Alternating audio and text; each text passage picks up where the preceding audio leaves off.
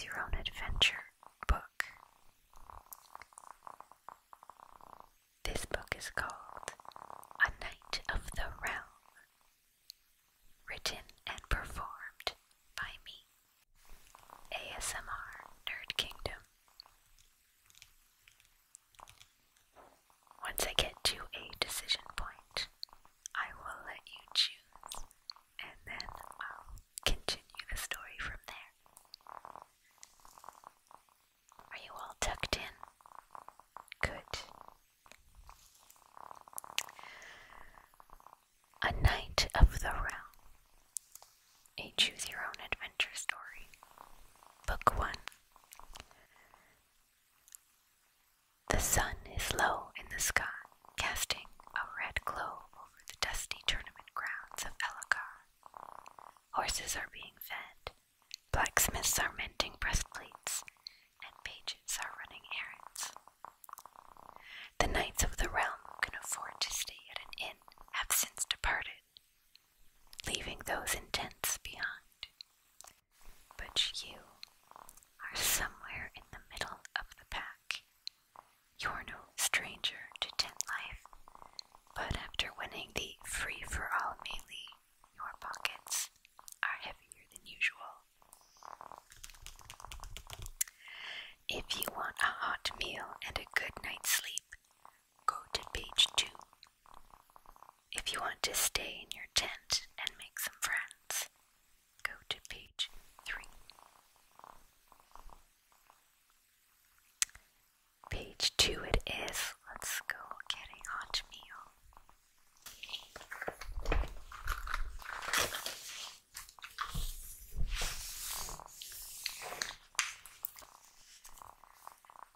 You enter the wolf's den and are seated at a quiet corner for one. Surrounding you are various knights of the realm that competed in the tournament.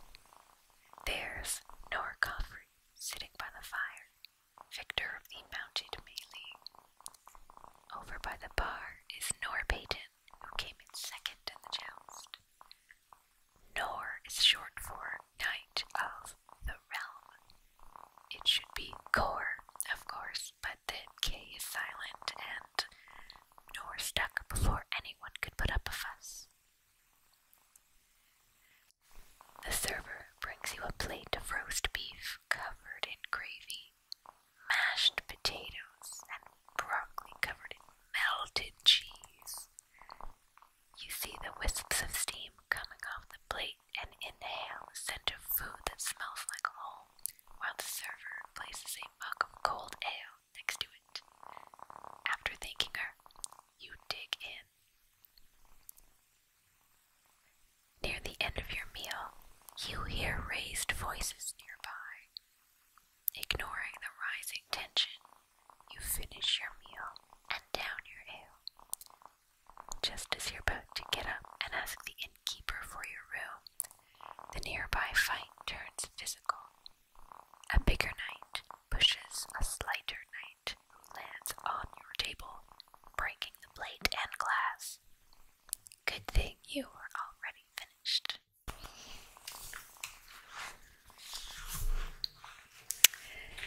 If you want to break up the fight, go to page 4. If you want to ignore them and go to your room, go to page 8. You want to break up the fight, very noble, off to page 4.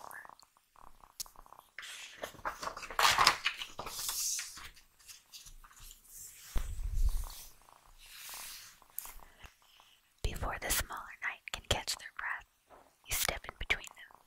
Taking out your knife, you say, "Why don't you pick on someone your own size?" "You aren't as big as me," he says, confused. The bigger knight's friend whispers loudly, "That's the knight of the realm who won the melee." The big knight's face lights with recognition, but shrugs and says, "Melee is one thing, real fighting is another," and he whips out his own knife. You waste no time and kick the knife out of his hand and scratch his face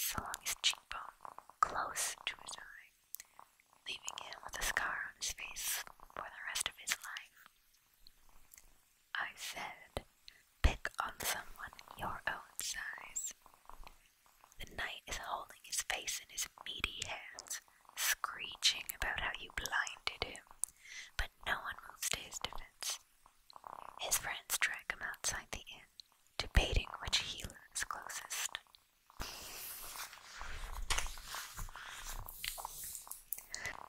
The smaller knight, since regained her balance, thanks you profusely. That guy got very upset when I insinuated he was never actually knighted. He's more of a brute than anything. I'm nor Alex, by the way. You can just call me Alex. You reply, if he really was a knight, he wouldn't have gotten so defensive. But no need to thank me, Alex. I was just about to head up to my room anyway. The knight blushes, misconstruing your words. She says, I'd be happy to join you. If you want to enjoy her company, go to page 10. If you want to be alone, go to page 6. Okay, you want to be alone. Off to page 6 then.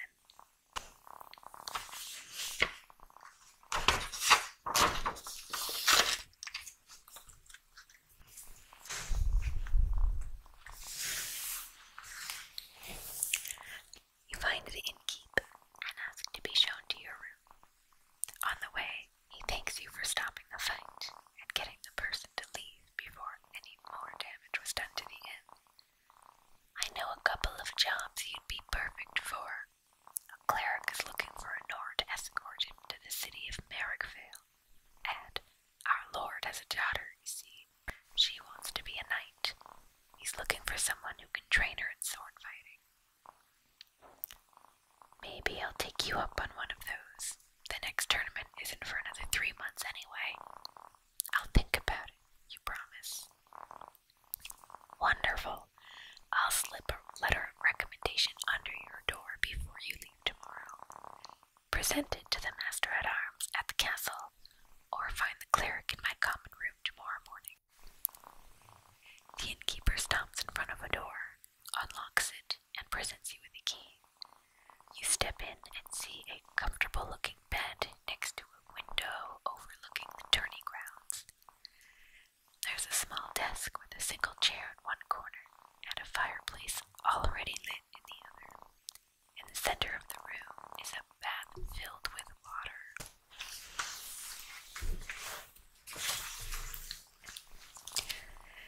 The innkeep closes the door, and you hear his heavy tread walk down the hallway as he whistles a merry tune. You drop your gear and immediately undress and slide into the still warm water.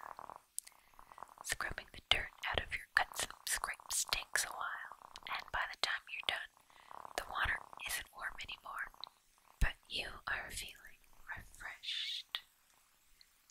You prepare yourself for a good night's sleep.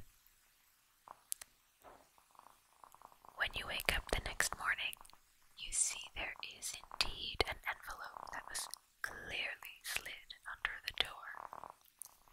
After getting dressed, you pick it up and read. The bearer of this missive is a renowned tourney knight, winning our lord's free-for-all melee. They also broke up a fight in my inn last night by taking on a much larger opponent. The fight lasted only seconds, and the other Nor had no chance against them. I'm confident they can accomplish any task you set before them. Signed, Clyde, innkeep of the Wolf's Den. If you want to go on an escort mission, go to page 17. If you want to train the Lord's daughter, go to page 8.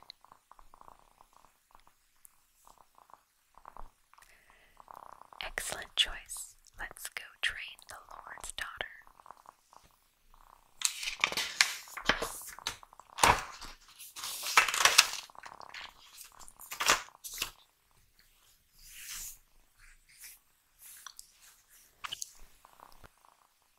You enter the common room, where each table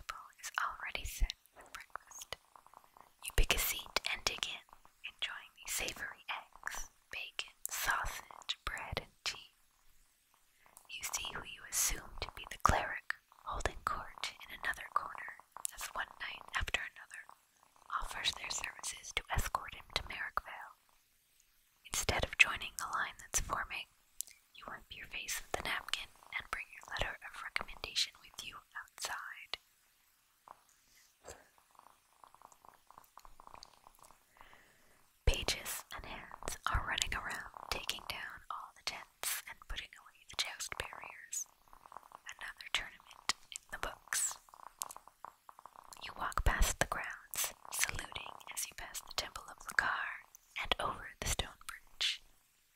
You approach the first set of guards blocking the path to the castle and let them know your intent and who sent you. They nod and allow you to pass. Inside the castle grounds, you see guards training on one side and carts upon carts laden with food and barrels being offloaded into what you can only assume is the kitchens. You head towards the guards in training. The trainer looks up at your approach and you state your mission.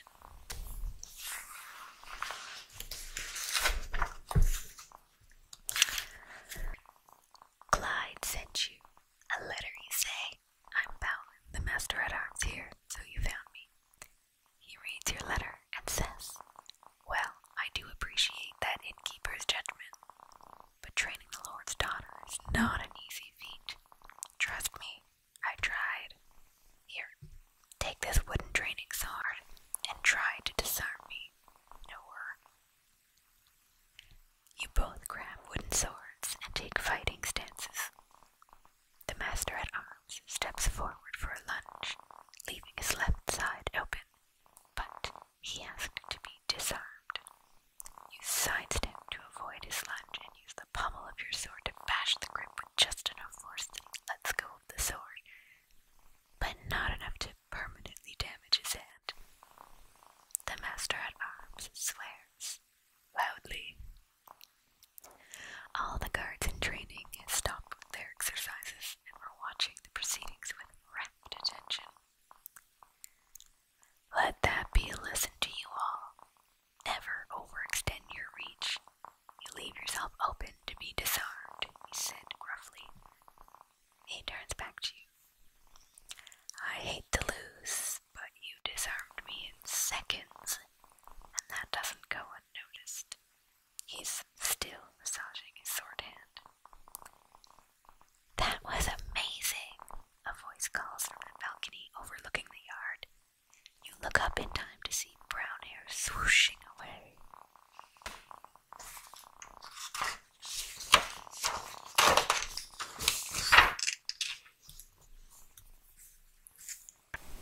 That'll be Lady Lynn, the Lord's daughter. I'll take you on for one day to start. If you do well and want to come back, the job is yours. You can find all the training gear in those two trunks, he says, pointing. Anything else you need, Lady Lynn knows where they are. Best of luck to you. He nods at you before returning to his guards in training. You don't have to wait long until a youth of around 16 or 18 approaches you, long brown hair flowing in the wind. She's already wearing her training gear. I'm Lady Lynn. You're the knight that won the melee, aren't you? Indeed. It's a pleasure to meet you, Lady Lynn. I want to learn how to fight like you. You barely do anything, and your opponents fall or lose their weapons like poor Master Bowlin. Who taught you? If you want to tell Lady Lynn the truth, go to page 11. If you want to embellish your story and make you sound more important, go to page 20. Going with the truth, always a good idea. Off to page 11.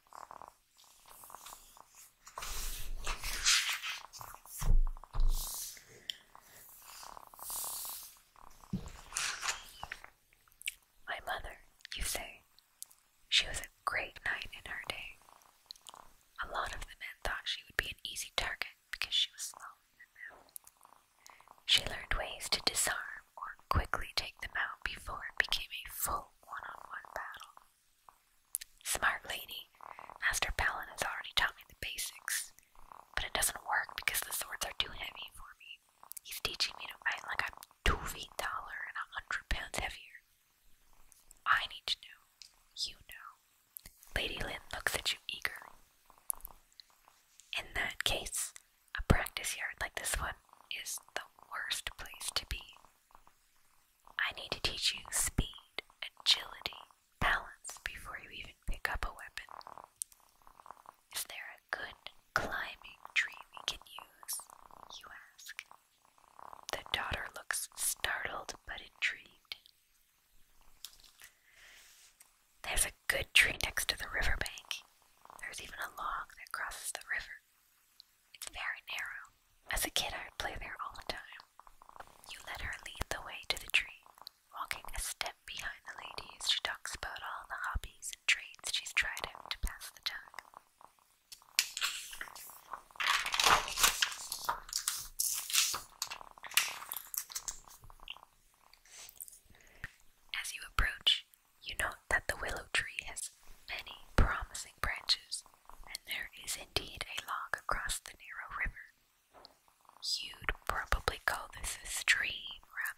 river, but the town of Elgar wants to sound more important than it is. You begin by asking her to climb the tree and see how high up she can go. Lady Lynn reminds you of a squirrel as she deftly climbs the tree with ease, reaching the highest branches that can hold her weight. Well done, you say. Now, you see that bird's nest over there, to your left, a few branches down. If there's an egg, grab one and come back down with it, without breaking it. Lady Lynn moves down, grabs an egg, and then stops. You can tell she's trying to figure out how to hold the egg without breaking it. You see her put the egg in her mouth before she climbs down, limb to limb, and lands in front of you. She pops the egg out of her mouth and hands it to you. Nary a scratch on it. Her face is flushed from adrenaline and exertion. Good. Now, return it without using your mouth. Hold it in your hand while you climb.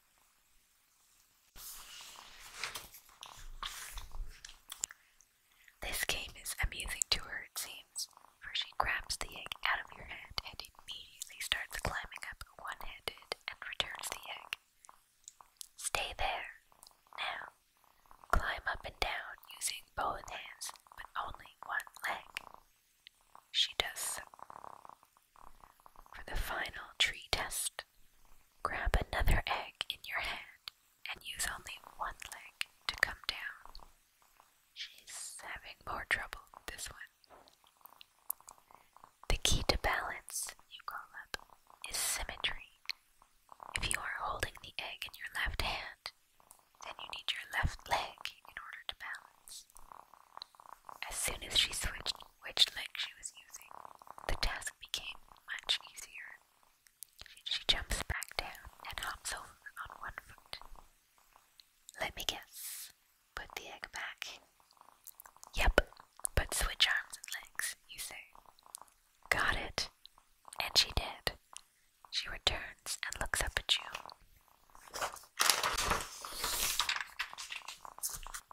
Expectantly. I'm guessing you can cross the log, no problem. But can you cross it using only your hands? She rolls her eyes before saying, no one can cross it using only their hands. You unbuckle your sword belt, walk over to the log, and perform a handstand on the log. You then walk across it using only your hands. Good thing you're wearing gloves. You make it across, then proceed to reverse direction and come back. Halfway through, you turn around to face the other direction and continue making your way back to Lady Lynn's shore. Her face says it all. You smile and say that it's lunchtime and we'll go back to the castle for food. After lunch, you'll teach her the basics of handstands. She agrees and you walk back together. If you want a roast beef sandwich, go to page 50.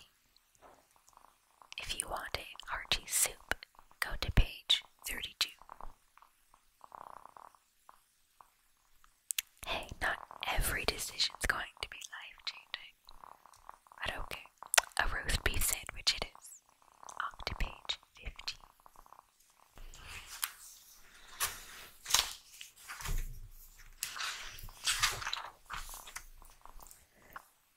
You enjoy the oven-fresh ciabatta bun and roast beef as the gravy dribbles down your chin.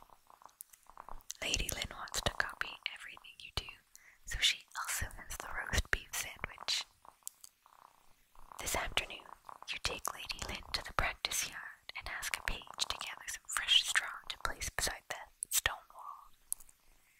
The page runs off, and before you know it, is back with armfuls of fresh straw, and 3 friends also carrying straw.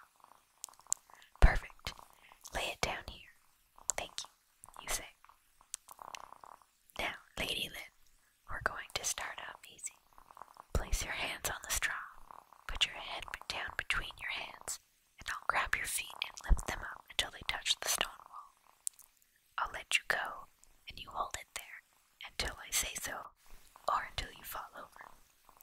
Got it? She nods and proceeds as directed. You lift her legs and push them into position against the wall. How do you feel? It's weird. It takes a lot more balance than I thought. Oh no! Her legs start to fall away from the wall, and you let her sit on her knees for a moment. Is my face red? It feels red. Yes, all the blood rushes to your head when you stay upside down like that. She continues to practice. She quickly learns how to bring her feet up to the wall by herself. Then she practices further away from the wall so she can use it for balance. She continues to practice. She quickly learns how to bring her feet up to the wall by herself. And she practices further from the wall so she can't use it for balance. This takes some time, but she gets pretty good at it. That's the headstand. What you saw me do on the log is called a handstand.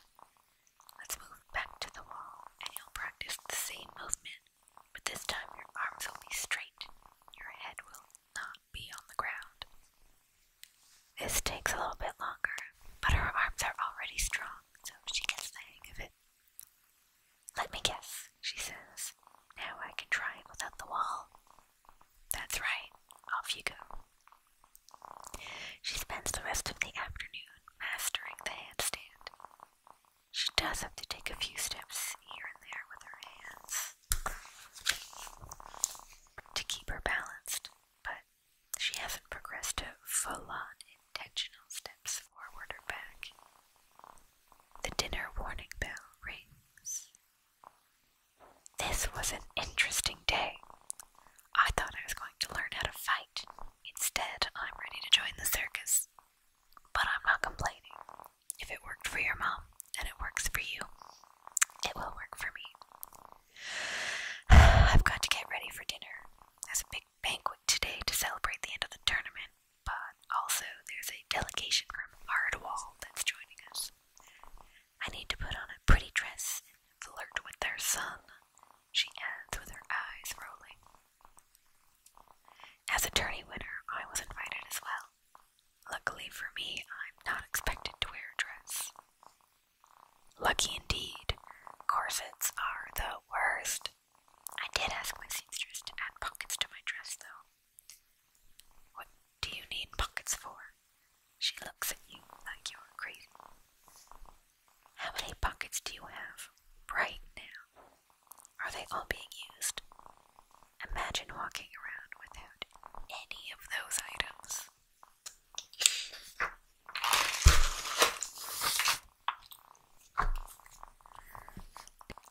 Yes, I would feel quite helpless without them, I suppose. Exactly. But I'm no helpless damsel to marry the first son of a distant town. So what's your plan, you ask, amused. Who said I had a plan? What I have are not plans. There are futures I will not make for myself. Whatever does happen will be because I followed my wishes, whatever they may be. With that, she walks off to her rooms to change into the pretty dress with the pockets. If you go back to your room and get changed, go to page 26. If you stop at the bar before going to your room, go to page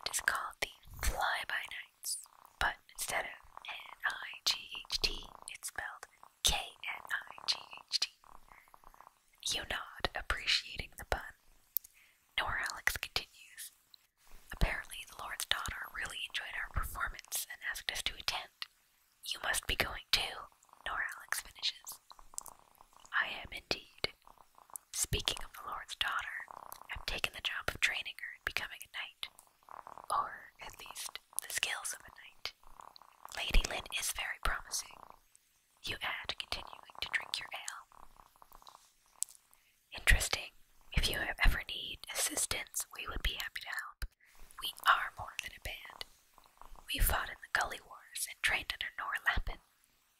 Well, technically we trained under Norhanru, who trained under Norlappin, but still, she finishes with a smile. The rest of the band nods along.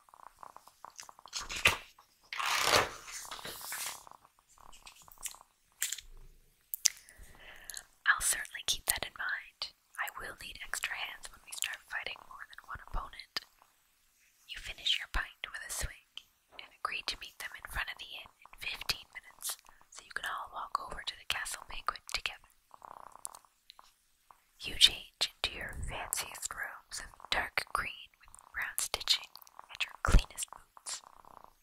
You tie your hair back and attach your family brooch to the front of your tunic.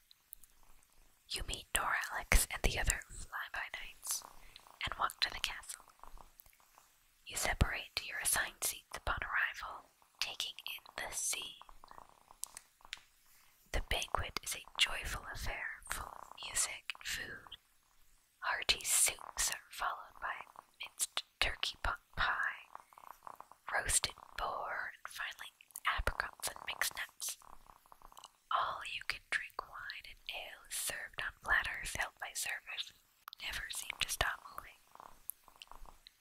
Your table mates include the other winners of the tournament, such as Nor Persef, the winner of the joust. Nor Persef and Nor Coffrey discuss their anticipation for the next tourney. You look up at the high table and see Lady Lynn, wearing a bright blue dress, talking to her neighbor. He's a well-dressed youth with long flowy hair. Lady Lynn looks over at you and raises her glass of wine. As a nod to you, the brown-haired youth questions her. His facial expression changes from interest to confusion as she speaks. You smirk to yourself. That distant town's lord's son wasn't counting on a spouse that knows how to fight, you bet yourself. Nor Persef disrupts your thoughts by pointing out to the table that the delegation from Hardwall doesn't include a single magic user. No clerics, no wizards, no sorcerers. That is odd, you say out loud. Not even a druid to warn them of the weather on their long travel. Nor Coffrey jumps in. I've heard Hardwall was afraid of magic in all its forms. I never met anyone from there before to confirm, though. Knit, knight in training, Mia, the winner of the joust in the junior division, points out that none of the Lord of Elgar's mages are present either. They must not want to offend Hardwall. With that oddity noted, you enjoy your evening with your fellow knights and head back to the inn accompanied by Nor Coffrey. The following morning, you wake up and head to the castle. After breaking your fast, Lady Lynn approaches you when she sees you enter the practice yard. I've been given permission by my father to offer you the position of my shield. He thinks it's too soon, but I have great judgment on these things, you know. Plus, as my shield, you get your own room at the castle, and we can keep training every day.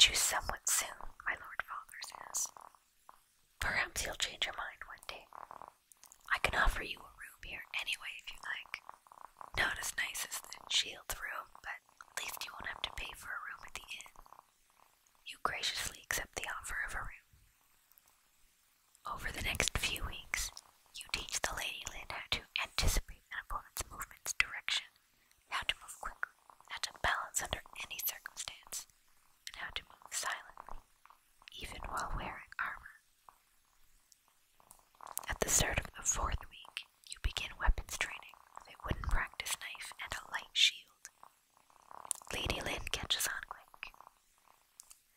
The next week, you start on practice swords when a loud bang rings out over the practice yard.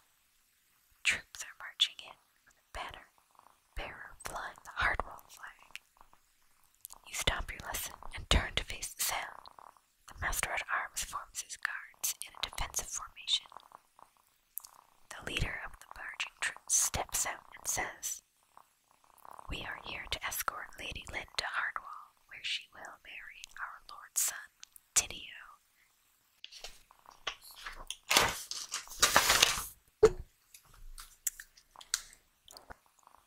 Lady Lynn laughs loudly.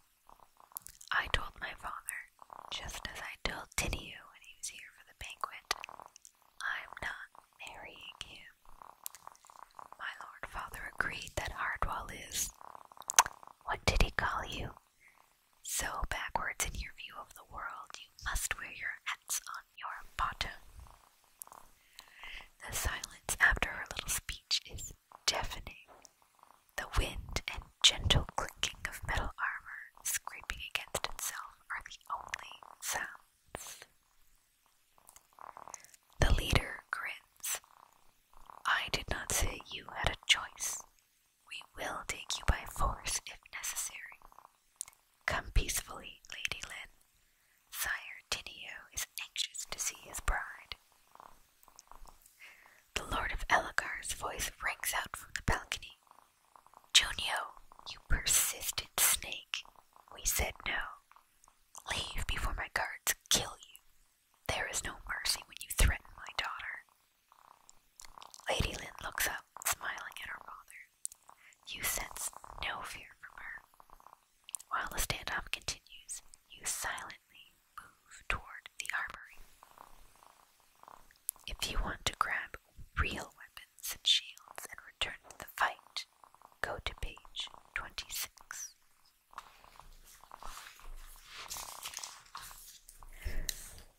If you want to flee for your own safety, go to page 42.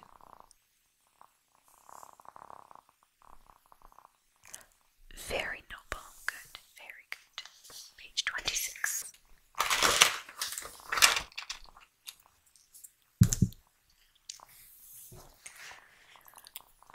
You equip yourself with a spear, a handful of throwing knives, and a short sword.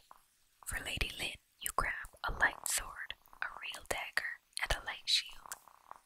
You return just as silently and hand over the weapons. Junio, the leader, sees this and calls for the attack. Lady Lynn is ready to fight, but you grab her by the arm and drag her into the castle. They are here for you. If you fight them, you give them the chance to take you. You know this castle better than anyone. Get us out of here, and I'll protect you until it's safe to come back. Lady Lynn sees the logic, but her instinct is to fight, not to flee. You push her along the corridor at random. "Fine, not this way. Follow me." She leads you down several hallways before moving a tapestry aside to reveal a hidden passageway. You make it out into the backyard and almost make it to the cover of the trees when a squad of 5 enemy knights see you and intercept. You yell at Lady Lynn to run while you take on the squad. She does so. One of the troops runs after Lynn, but you anticipate this and throw one of your daggers at him, catching him in the throat. 4 to go. 5 knives left. You let fly more knives, 2 of which hit their mark. The 2 remaining knights charge at you with swords. Your spear is in your hands and reaches out to connect with one of the knights, while the sword of the second knight swings low from the floor. You let fly more knives, 2 of which hit their mark. The 2 remaining knights charge at you with swords.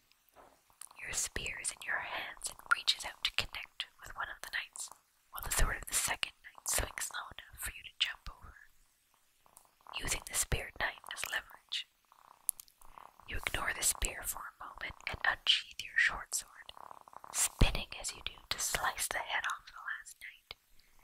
You collect your weapons, but before you can run into the woods in search of Lady Lynn, you see another squad searching the perimeter of the castle, slowly making their way to you.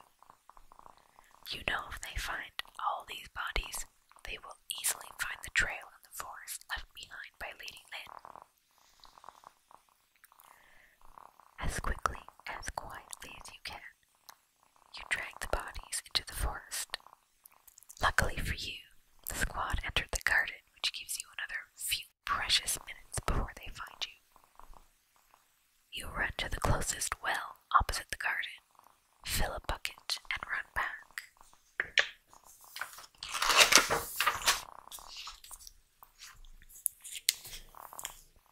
You pour water over the blood-stained grass to hide the events, or at least make it less obvious.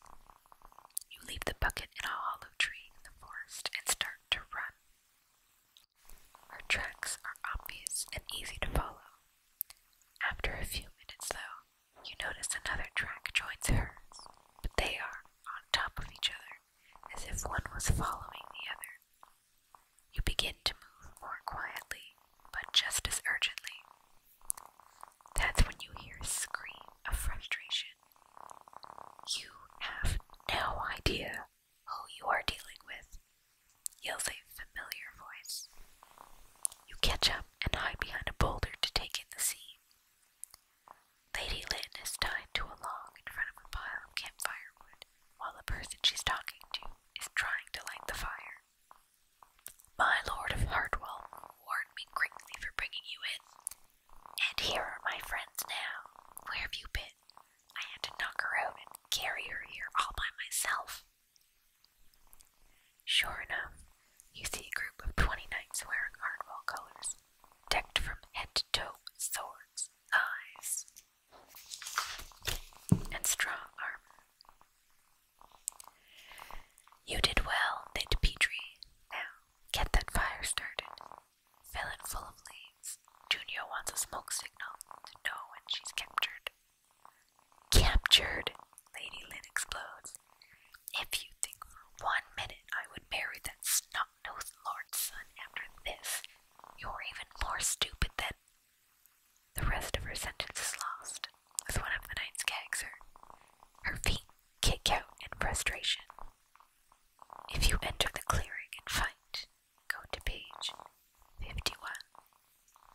If you return to the town for reinforcements, go to page 30. Remember now it's you up against 20 full knights, 1 knight in training, and Lady Lynn is gagged and captured. Go to the town for reinforcements. Okay, let's go to page 30, and hopefully we get back on time.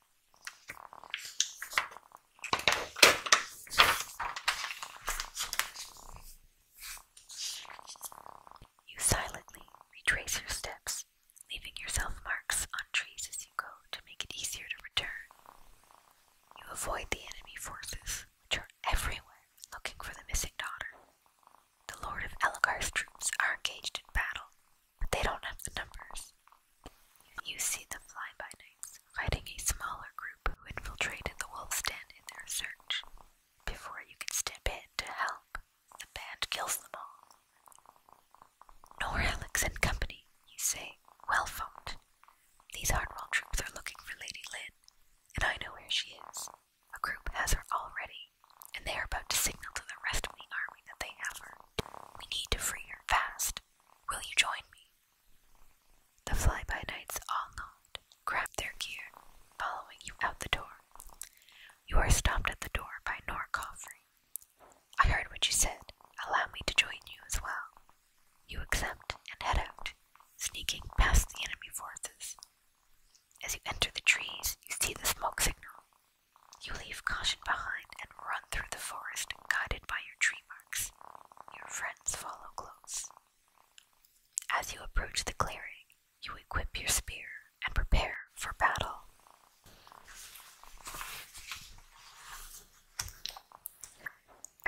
You enter the clearing to find the scorched battlefield.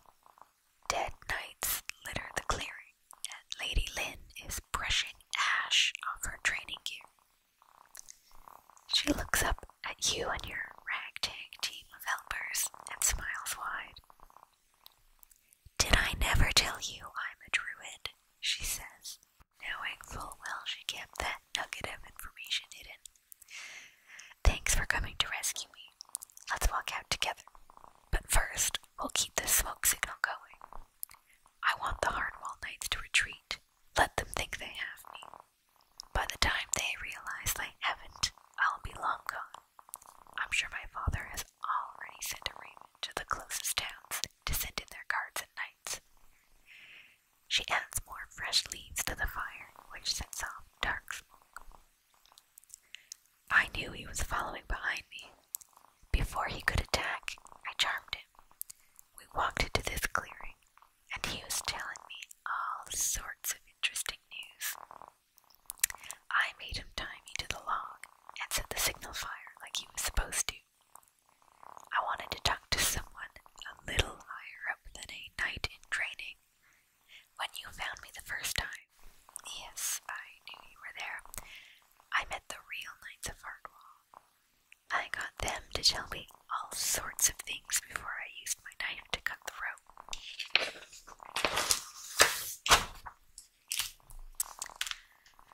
And then incinerated them with my fire bolts," she says the last thing while fluttering her fingertips. You stare at her in awe. "Lady Lynn, you are incredible. Please, I was a bored teenager when I learned druidcraft. I'm also an accomplished flautist, which is why I appreciated the Fly-by-Night's music so much. When you don't have to worry about working to survive, you find you have a lot of free time on your hands. Practice makes better. When you exit the forest, you make it back to the castle with ease. It seems the other forces saw the signal fire and began their retreat to Hardwall, thinking they were successful, just as Lady Lynn predicted. The Lord is safe in his chamber, protected by his shield, and absolutely beside himself with fear for his only daughter. She runs into his arms, and he thanks you all profusely. Whatever I can give you, it's yours. Actually, my lord, we came too late. Your daughter saved herself with her druid magic."